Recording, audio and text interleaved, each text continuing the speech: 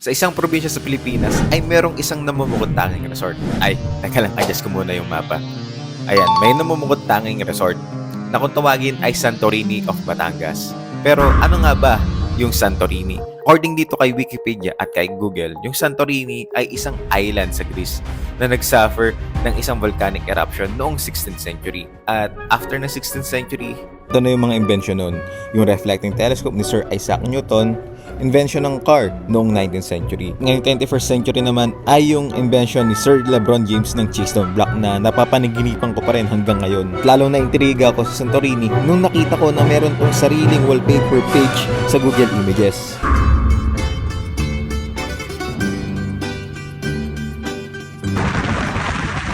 Inabot kami ng almost 2 hours sa biyahe namin kanina dahil dito sa mga ginagawang kalsada. Pero okay lang kasi naubos ko naman din kagad tong kape na in-order ko kanina na kailangan ko talaga. Dahil nung binabasa ko yung mga review dito sa Camp Netanya ay merong kakaiba akong nahalata. Merong 1-star review at merong 5-star review. Tama sa bucket list niya ang pagpunta dito sa Camp Netanya. Ang next naman, 5-star review, resort with a Santorini vibe. We got a loft room good for 6 people. As salt water. Natapos basahin yung buong review niya dahil nakuha na natin yung keycard at meron akong nakitang iced tea na libre doon sa likod. Dito naman tayo sa 1-star review. We came here to get away from city hustle, a good night's sleep. The restaurant called us in the middle of the night with their booming intercom just to double check a few orders they themselves forgot to punch. I think common sense dictates that you do or disturb your sleeping guest, no? Tignan na lang natin kung mamayang gabi meron bang kakalampag sa intercom natin. At ang sunod, staff are generally friendly and service-oriented and amenities are fair. But the following circumstances totally destroyed our stay. Number 1. There is a foul smell at certain times outdoors and around the resort. EC desperate needs cleaning. See picture below. Third, the restaurant staff talk very loudly. It was intolerable. And sinad niya rin yung picture ng aircon na tinutukoy na kailangan ng linisan dito sa Camp Netanya. Katapos nating basahin yung mga nakakabahalang review, ay dumiretso na ako dito sa loob ng Camp Netanya.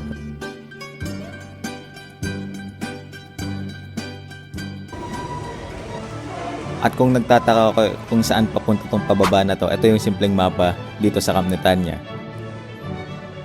At kunyari may alam lang talaga ako sa art pero ayan, dito kasi sa Camp Netanya merong lower ground at ground kung saan nandoon yung infinity pool at sa ground naman nandoon yung mga rooms.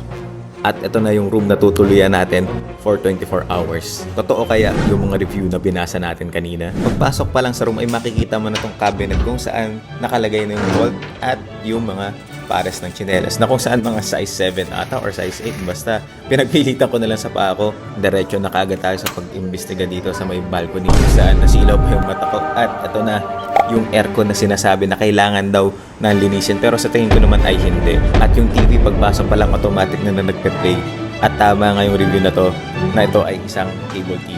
Pagpunta mo sa second floor, kung 6 footer pataas ka, ay kailanganin mong tumungo dito kasi ayan ang itsura. At dito na tayo sa baba kung saan makikita yung sugar, another sugar, coffee creamer, at kape. Ito naman yung laman ng mini refrigerator. Tama nga na 6 complimentary bottles. Next na iimbestigahan naman natin ay itong bathroom. Nang pasok pa lang makikita na yung towel at yung bathtub. At itong hair blower na panigurado gagamitin ko yun. Itong overhead shower. At so far, tama yung mga binasa nating review kanina. At bukod dito sa mga to, ay ito yung pinaka-importante, yung bidet at yung toiletries. Yung sabon, shampoo, toothbrush.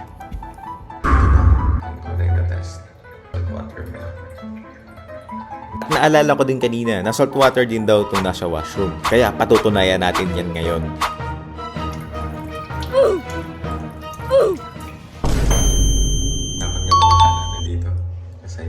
Siyempre, yung tissue paper na magagamit ko rin kaagad dahil dito.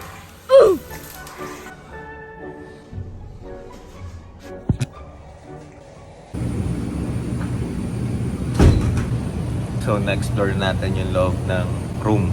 Medyo pinagsisihan ko na lumabas kaagad ako ng room namin dahil meron akong nakita na hindi ko ina-expect. Alam kung anong klase tong insekto na to, pero laki. Magalaw siya guys. Baba tayo dito. Doon dapat talaga ako pupesto pero nilaman ko muna yung sarili ko dito sa mga hugot lines na nasa labas. Nandun pa rin. Pinomonitor natin. Okay, take 2. The coast is clear na, wala na yung minomonitor natin. At check ko rin sana itong nasa likod na part natin. Kaso nga lang, sarado eh. At meron pa palang last ako na hindi napakita. Ewan ko kung sino makaka-relate dito. At tapos ng encounter na yon, ang next naman nating iimbestigahan na yung infinity pool. Pero nalibang ako dito sa painting dito eh. Itong sakto, kanina pa ako nagpapanggap na art connoisseur ako. Pero tama na yung paglilibang. Iimbestigahan na natin yung infinity pool na sinabi ng 1-star at 5-star review ay sobrang ganda daw. Hindi ko in-expect at hindi rin ako prepared na ganito pala karami yung steps para makababa ka doon sa infinity pool.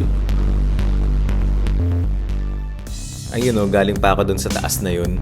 At pagkatapos ng napakaraming steps na yun, nakarating na rin tayo sa tabing dagat at ito na yung infinity pool. Bumalik na rin kagad ako kasi baka bigla akong mapatalon doon eh. Relax yung sounds nila dito.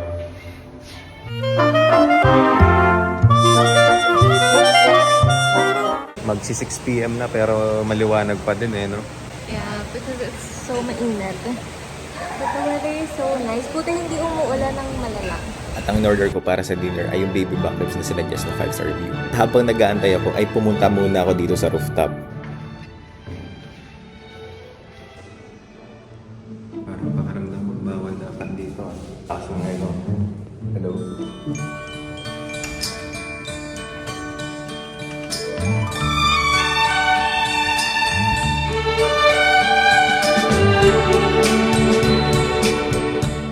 Five out of 5 yung view. Malapit nang matapos yung first day natin. So far, lahat ng mga 5-star review na binasa natin kanina seems accurate naman. And yung mga 1-star review, parang medyo dehado sila dito sa round na to ah. And yung amoy nung place na pagdating namin, wala naman siyang amoy. And yung mga staff, sobrang babait din. And ngayon, yung pagkain naman, yung subukan natin. Tayo ko pang masyado maging kumpiyansado dun sa mga 5-star review kasi meron pa tayong gabi eh. Saktong-sakto yung pagbaba ko, nandito yung mga in-order namin. Baby back ribs, chicken fingers na parang literal na chicken finger, pizza, Greek beef, at Caesar salad. Katulad kanina, 3 seconds lang namin naubos lahat ng pagkain na yun. Yung coffee ba may additional charge siya? Wala.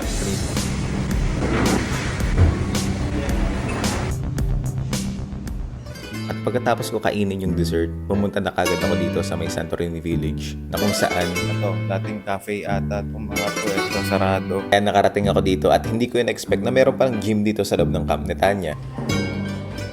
At ito yung mga machine na available sa loob ng gym. Inumpisahan ko na rin mag-workout kahit papano para naman matunaw yung mga kinain ko kanina. Ayan, kitang-kita ba sa mukha ko na nahihirapan ako.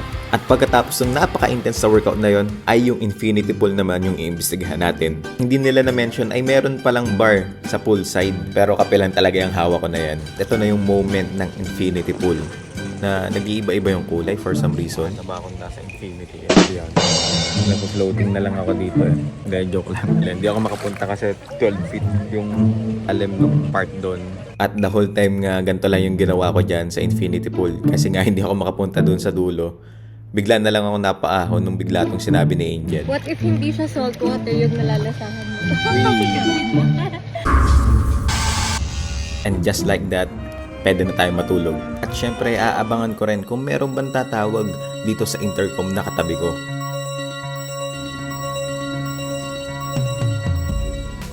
Good morning! At nagising ako hindi dahil sa intercom, kundi dahil dito sa lamig ng panahon. After some stretching, it is now time for breakfast. Sabi dito sa review na to, meron daw continental breakfast na kasama pero meron kaming menu na nakuha. At ito ata yung tinutukoy niya na continental breakfast, lugaw. At syempre, para makumpleto ang umaga natin ngayong day 2, ay kumuha kaagad ako ng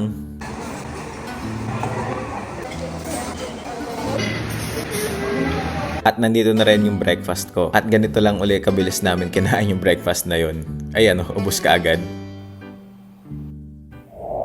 So far, nakaka-relax yung buong vibe dito. And yung mga staff din, sobrang babait din. Kanina nung pagkuha ko ng coffee, okay lang din naman. Most importantly, doon sa review na to, na may nakalimutan daw sa order nila. So doon sa mga in-order naman namin, lahat kompleto. Pinakang overall breakfast experience ko, okay din naman. Ang hindi ko na lang na-experience ay yung kayaking and yung snorkeling. Sana abutin pa ng oras namin. Okay lang bang ma-videoan din kayo? Kung pangalan niya kuya? Christian po, Christian. Christian. Kuya, Christian, good morning. Ilang taon ka na nagtatrabaho dito sa Camp Netan? 5 years na po. Tagal na, 5 years na. Sir. So, ano yung sa tingin mo yung nakapagpatagal sa'yo dito sa Netanya? Yung good environment, mga katrabaho sa Sa mga guests naman, okay naman. po, mas maganda, lalo po sa mga guests, maganda pong interact with the guests. Thank you ulit. Sige. Thank you ulit kay Kuya Christian dahil nakakahawa yung ngiti niya at nakakatuwa din na maka-encounter ng mga ganong klaseng tao. So nga lang. Kuya, good morning. Saan po yung magkakayak? Pakayak po sir, Negative po. medyo may alon po sa gilid sir. Kaya naman balik na naman ako dito sa Infinity Pool kahit hindi ako makapunta dun sa dulo. Ayoko naman mag-left left. Ito yung complimentary towel nila pag pumunta ka dito sa pool. Ano? Heated daw sabi ni Indian. Ito yung isa sa CR na hindi natin na-explore kanina na talaga namang mararamdaman mo na parang kang nasa Greece. Meron pang hagdan dito na hindi ko alam ba't nandun eh. At ang dahilan talaga kung bakit ako napadiretso ng CR ay dahil dito sa napakataas at napakaraming hagdan na inakyat namin kanina. Pagkakit dito, pawis na ako ulit para na ako naligo ulit sa pool. Ito na, magcha-check out na kami. Tara.